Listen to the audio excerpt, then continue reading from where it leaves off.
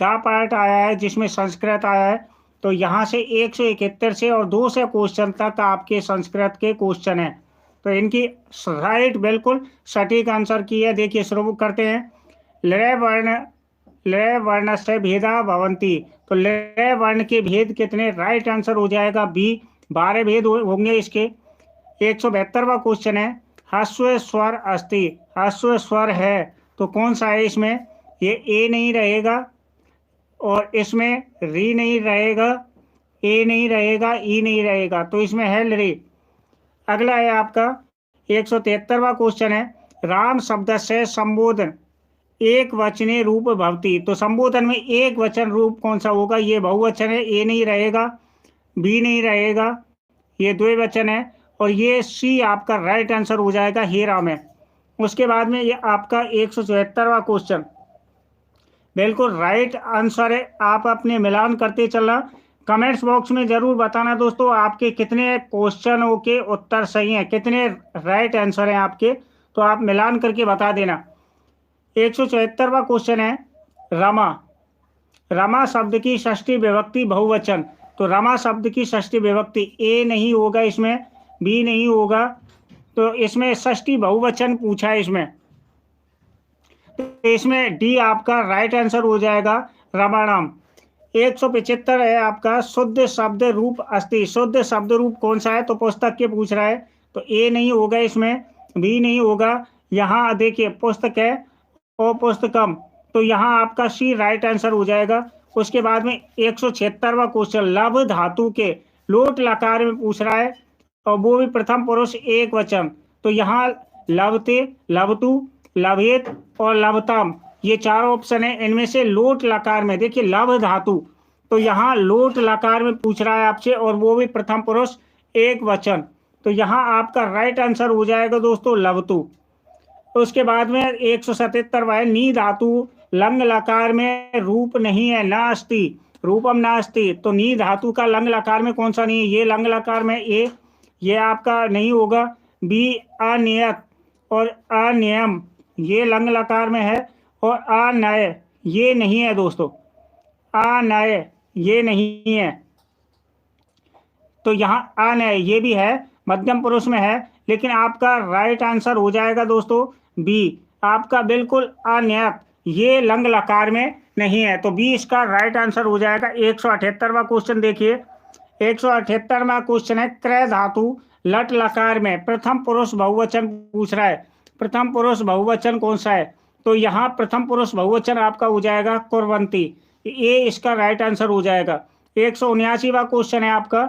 विसर्ग संधि का उदाहरण है, विसर्ग संधि का कौन सा उदाहरण है? एक दे रखा है तच्छेद, नमस्तुभ्यम, और यहाँ वागरी और शरत काल, तो इसमें नमस्तुभ्यम ये आपका दोस्तों बिल्कुल राइट आंसर हो जाएगा आपका बी, नमस्तुभ्यम आपका बी राइट आंसर हो जाएगा।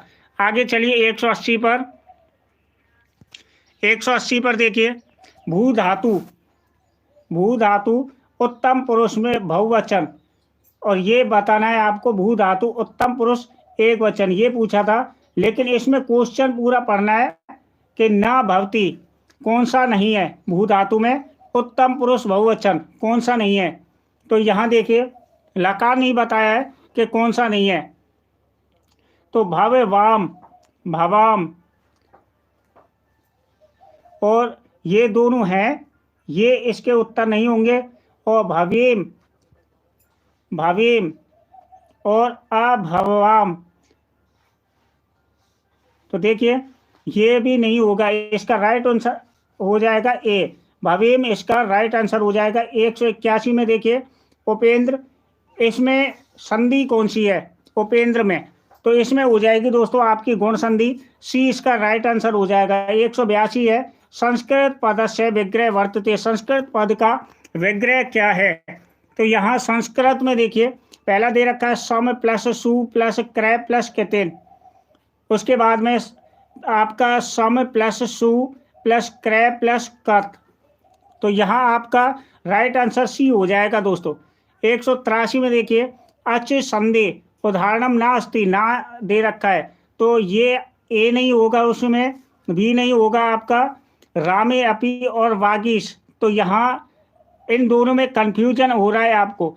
तो यहाँ देखिए वागीश, इसमें भी दीर्घ संधि हो जाती है, वाग प्लस ईश, तो यहाँ वागी प्लस ईश बनती है, लेकिन ये ज्यादातर व्यंजन में चलता है दोस्तों। तो यहाँ आपका राइट आंसर हो जाएगा डी।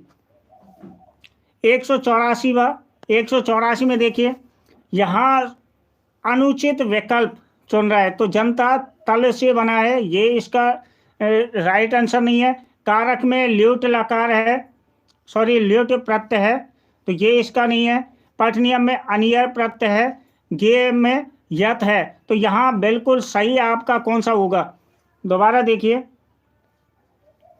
इसमें अनुचित पद तो जनता में या फिर कारक में या फिर गेयम यत में या फिर अनियर में, तो यहाँ बी आपका राइट आंसर हो जाएगा दोस्तों, बी आपका राइट आंसर हो जाएगा। उसके बाद में अगला देखिए, क्योंकि यहाँ तल जोड़ता है आपके तदित के भेदों में, तल जोड़ता है तदित के भेदों में। अब चलते 185 पर। 185 है आपका, शुद्ध वाक्य चुनना है आपको। तो यहाँ पितृव्य, स्वधा, अग्नो स्वाहा, इंद्रस्य, यहाँ शुद्ध चुनना है आपको। इंद्रस्य, वसट और स्वस्ति भवते, तो यहाँ क्या होगा आपका? पितृव्य, स्वधा आपका बिल्कुल राइट आंसर हो जाएगा। अगला चलते हैं 186वां प्रश्न। 186 में देखिए, पाइर उभय पदार्थ प्रधान समास कौन सा है? उभय पदी समास कौन सा है? तो उभय पदी, तो इसमें द्वंद्व आपका डी बिल्कुल राइट आंसर हो जाएगा। 187वां क्वेश्चन है, सेव धातु में लोट लकार तो रूप नहीं है, तो सेव धातु में लोट लकार रूप कौन सा नहीं है? तो ये पूछ रहा है आपको। तो देखिए यहाँ सेवे आपका सी राइट आंसर हो जाएगा। उसके बाद में 188 में भूतपूर्व उदाहरण अस्ति। अगर एक दो क्वेश्चन में जल्दबाजी में अगर आपके टिक गलत हो गए हों तो कमेंट्स में मुझे बताना, मैं आपको फिर दोबारा से उसे सही करा दूंगा। चलो देखिए, भूतपूर्व इति उदाहरण अस्ति, तो भूतपूर्व इसमें ये किसका उदाहरण है? अव्यय भाव का नहीं है, ये अव्यय भाव का नहीं है, द्वंद्व समास का नहीं है, और यहाँ पर आपका केवल समास का भी नहीं है, तो ये हो जाएगा आपके कर्मधारय समास। 189वां पुत्रेण सहागते पिता, तो इसमें पूछ रहा है सूत्र कौन सा है? तो यहाँ आपका सी हो जाएगा, संयुक्त अप्रधान्य। 190वां क्वेश्चन है, मोक्ष इच्छा अस्ति, तो यहाँ आपका कौन सा इसमें दे रखा है दोस्तों? तो यहाँ संप्रदान नहीं है, औपश्लेषिक, वैशेषिक या अधिव्यापक। उसके बाद में अगला क्वेश्चन है आपका 191 देखें, अष्टो इति पदस्य वचन अस्ति, तो अष्टौ इसमें द्विवचन हो जाएगा दोस्तों, द्विवचन, बी इसका राइट आंसर हो जाएगा, द्विवचन हो जाएगा। उसके बाद में 192 में विसर्ग संधि का उदाहरण नहीं है, तो विसर्ग संधि का कौन सा उदाहरण नहीं है? रामो अस्ति इसमें है, और रामो अस्ति इसमें भी है, रामे अपि इसमें भी है, और यहाँ शिवो अर्चय इसमें नहीं है, डी आपका राइट आंसर हो जाएगा। 193वां क्वेश्चन है, पंचगंगम, इसमें समास पूछा है दोस्तों, तो आपका डी राइट आंसर हो जाएगा, अव्यय भाव समास। 194वां प्रश्न है, ते छात्रा विद्यालय पठन्ति, ते छात्रा विद्यालय पठन्ति, इसमें कारक पूछा है, तो कारक देखिए दोस्तों कौन सा है? ते छात्रा, इसमें पूछा है कि जिस पर अंडरलाइन है उसे बताना है, तो विद्यालय में कौन सा कारक है? तो यहाँ आपका हो जाएगा दोस्तों अधिकरण, ए इसका राइट आंसर हो जाएगा। 195वां क्वेश्चन है, अधि प्लस स्था, तो इसमें हो जाएगा दोस्तों आपका कर्म कारक, भी इसका राइट आंसर हो जाएगा, कर्म कारक। अगला देखिए, अब आ जाता है 196 आपका क्वेश्चन 196, तो नर इति पदम कस्मिन लिंग अस्ति, तो नर है, इसमें कौन सा लिंग है? तो नपुंसक लिंग ये नहीं है, स्त्रीलिंग ये नहीं है, और पुल्लिंग, ये आपका राइट है। चलो आगे देखिए, 94 है अवितय योगे, विभक्ति कौन सी है? तो अवितय योगे डी आपका राइट आंसर हो जाएगा, द्वितीय विभक्ति होगी। 198 है कृष्ण शब्द से संबोधने, एक वचन, एक वचन कौन सा है?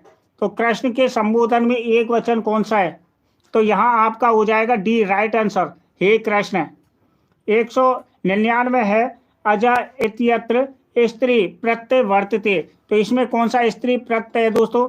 अजा में तो आपका टाप प्रत्यय हो जाएगा, ए राइट आंसर है। और आपका लास्ट क्वेश्चन है 200वां क्वेश्चन, अंग विकार के योग में, तो अंग विकार के योग में सी राइट आंसर हो जाएगा, तृतीय